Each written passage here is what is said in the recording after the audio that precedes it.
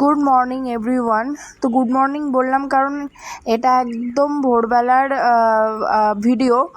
তো আবার আমাদের একটু কলকাতায় কাজ পড়ে গেছে, তো সেই কারণে আমাদের একদম সকাল সকাল বেরিয়ে পড়তে হয়েছে। তো দেখো তোমরা টাইমটা এখন কটা বাজে, 3:37। তো যাচ্ছি কলকাতায় একটু কাজের জন্য।